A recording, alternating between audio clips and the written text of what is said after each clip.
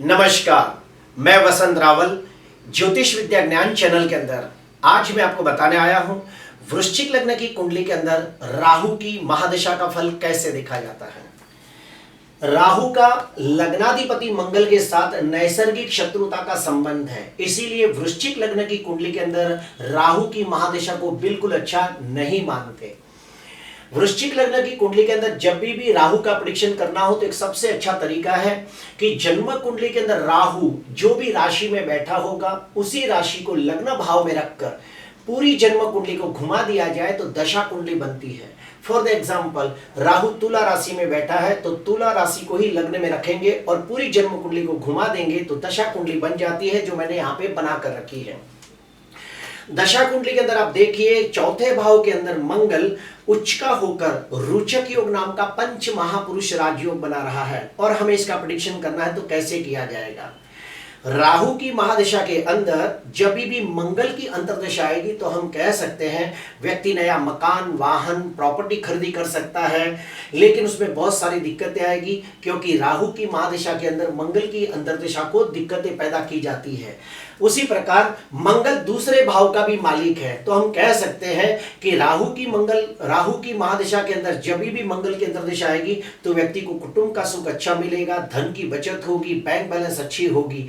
मंगल 7वें स्थान का भी मालिक है, तो हम कह सकते हैं कि अगर कोई व्यक्ति कुंवारा होगा तो उसकी शादी हो जाएगी, और अगर कोई व्यक्ति पार्टनरशिप में बिजनेस करना चाहता हो तो उसके लिए अच्छे में अच्छा समय माना जाएगा। इस प्रकार से प्रेडिक्शन किया जाता है दशा कुंडली का। अभी हम लोग जानेंगे कि राहु कौन से कारक तत्व रखता है, यानी कौन सी चीजों के ऊपर राहु का कारक तत्व होता है। तो सुनिए, राहु दुख, दरिद्रता, रोग, बीमारी, भूत, प्रेत, पिशाच, रहस्य, गोपनीय वस्तु, अंधकार, विदेशागमन, कीटाणु, जम्स, वायरस, अदृश्य शक्तियां, कूटनीति, छल, कपट, धोखा, विश्वासघात, धुआं, असाध्य रोग, electronic item, research, communication, import export, ये सारी चीजों का कारक है।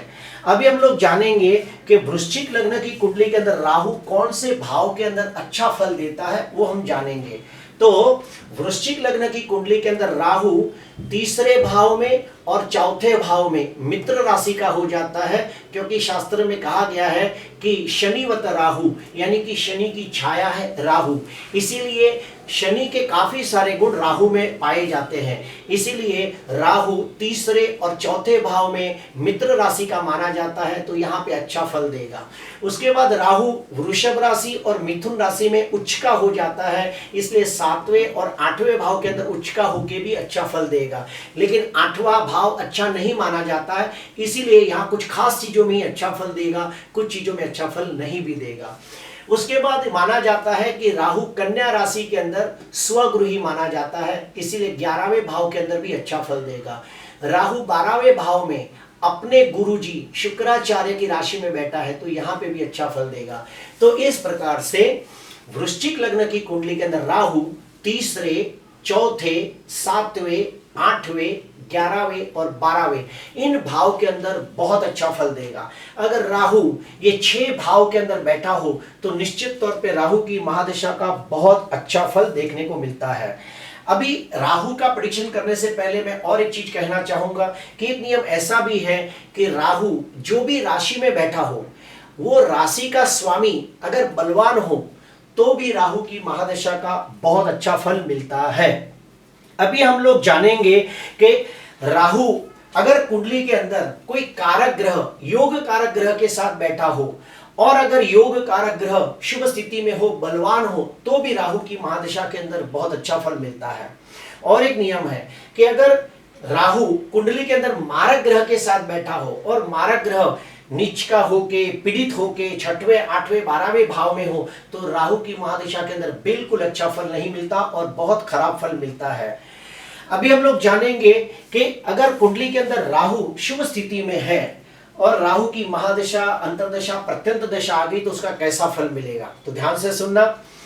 अगर कुंडली के अंदर राहु शुभ स्थिति में हो, केंद्र त्रिकोण में हो, बलवान हो, अच्छी स्थिति में हो, तो राहु की महादशा के अंदर व्यक्ति सर्व प्रकार के भौतिक सुखों की प्राप्ति करता है, जैसे कि मकान सुख, वाहन सुख, पत्नी सुख, संतान सुख, जैसे सर्व प्रकार के भौतिक और सांसारिक सुखों की प्राप्ति करके समाज के अंदर मान सम्मान प्रतिष्ठा यश जस कीर्ति प्राप्त करता है।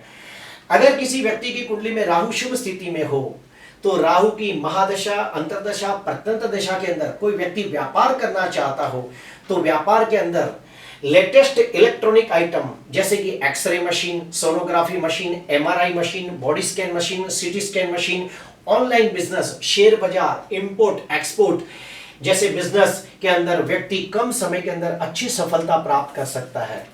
अगर किसी व्यक्ति की कुंडली में राहु शुभ स्थिति में हो, तो राहु की महादशा के अंदर कोई व्यक्ति अगर पॉलिटिक्स के अंदर अपना करियर बनाना चाहता हो, तो बहुत अच्छा माना जाता है, क्योंकि राहु राजनीति, कूटनीति, रणनीति, चाणक्य नीति, ये सब चीजों का ज्ञान देने वाला ग्रह है। तो राहु अगर कुंडली में शुभ स्थिति में हो, तो राहु की महादशा के अंदर व्यक्ति एक अच्छा पॉलिटिशियन बन सकता है। और अगर कुंडली के अंदर राहु अच्छे ग्रह के साथ बैठा हो, तो कम समय के अंदर उसे बहुत ही नेम और फेम दोनों मिलते हैं। और अगर जो राहु कुंडली के अंदर मारक ग्रह के साथ बैठा हो, पीड़ित ग्रह के साथ हो, 6, 8, 12 के अंदर पीड़ित होता हो, तो व्यक्ति यानी कि पॉलिटिशियन अपना पद प्रतिष्ठा प्राप्त करने के लिए, अपने निजी स्वार्थ के लिए अनीति अधर्म करता है, शाम दान दंड भेद का उपयोग करता है, पाप कर्म करके, और वो अपने पद को हासिल करता है, जिसका खामियाजा भविष्य में उसको भोगना पड़ता है। अगर कुंडली के अंदर राहु शुभ स्थिति में है, तो राहु की महादशा, अंतर्दशा, प्रत्यंत दशा के अंदर अगर कोई बच्चा पढ़ाई कर रहा हो, तो उसे computer engineer, electronic engineer, radar engineer, aeronautical engineer, research, telecommunication जैसे एजुकेशन के अंदर आसानी से सफलता मिल सकती है। अगर कुंडली के अंदर राहु शुभ स्थिति में है, तो राहु की महादशा, अंतर्दशा, प्रत्यंत दशा के अंदर कोई व्यक्ति गुड़ शास्त्र सीखना चाहता हो, जैसे कि ज्योतिष शास्त्र, वास्तु शास्त्र, रत्न शास्त्र, तंत्र मंत्र यंत्र शास्त्र जैसे शास्त्र सीखना चाहता हो, तो भी राहु की महादशा को अति उत्तम माना गया है। अभी हम लोग जानेंगे कि राहु की महादशा 18 वर्ष की होती है, तो ये पूरे के पूरे 18 वर्ष खराब नहीं जाते। जब भी कुंडली के कारक ग्रहों की अंतर्दशा आएगी, तो निश्चित तौर पे बहुत अच्छा फल मिलता है। जैसे कि लग्नाधिपति मंगल, पंचमाधिपति गुरु, भाग्याधिपति चंद्र, कर्माधिपति सूर्य, ये सब कुंडली के कारक ग्रह है। लेकिन ये सारे ग्रहों का राहु के साथ लेन देन कम है। तो जब भी राहु की महादशा के अंदर मंगल की अंतर्दशा, गुरु की अंतर्दशा, चंद्र सूर्य की अंतर्दशा आएगी, तो बहुत तकलीफों के बाद सफलता मिलेगी। लेकिन हाँ, ये सारे ग्रह कुंडली के अंदर शुभ स्थिति में होंगे, तब ये पॉसिबल होगा। फिर से बोलता हूं, मंगल, गुरु, चंद्र, सूर्य अगर ये कुंडली के अंदर शुभ स्थिति में है, तो थोड़ी दिक्कतों के बाद सफलता आराम से मिल जाएगी। अभी हम लोग स्टडी करेंगे कि अगर कुंडली के अंदर राहु कमजोर हो, पीड़ित हो, तो उसके उपाय क्या करने चाहिए। सबसे पहला उपाय, ओम ह्रीम राहवे नमः, ओम ह्रीम राहवे नमः, ये मंत्र का रोज 108 जाप करना चाहिए। एक सूखा नारियल लेके बुधवार, शनिवार, अमावस्या के दिन अपने पे से 18 बार घुमाकर बहते हुए पानी में जल प्रवाह करना चाहिए। बुधवार, शनिवार और अमावस्या के दिन किसी शिव मंदिर में जाके आप रुद्राभिषेक कर सकते हो। लिंगाष्टकम, रुद्राष्टकम, शिवाष्टकम, मानस स्तोत्र जैसे स्तोत्र का पठन करके शिव जी को प्रसन्न कर सकते हो। काला तिल, कंबल, नारियल, राई का तेल, ये सब चीजें जमा करके आप किसी दरिद्र व्यक्ति को, भिखारी को आप दान करें, तो भी राहु प्रसन्न होता है। प्रिय दर्शकों, राहु को कलयुग का दाता माना गया है। अगर कुंडली के अंदर राहु शुभ स्थिति में हो, तो बहुत बहुत अच्छा फल देता है। आपने काफी बार देखा होगा, टीवी सीरियल में काम करने वाले कलाकार या फिर फिल्म के अंदर काम करने वाले एक्टर कम समय के अंदर बहुत ज्यादा नामना कमा लेते हैं। कोई पॉलिटिशियन भी कम समय के अंदर बहुत ज्यादा नामना कमा लेता है। तो ये सब राहु की करामत है। अगर राहु कुंडली के अंदर अच्छी स्थिति में है, तो व्यक्ति को फर्श से अर्श तक लेके जाता है, जमीन से आसमान तक लेके जाता है। आज के लिए बस इतना ही। आपको अच्छा लगा हो तो जरूर लाइक करना, सब्सक्राइब करना। नमस्कार।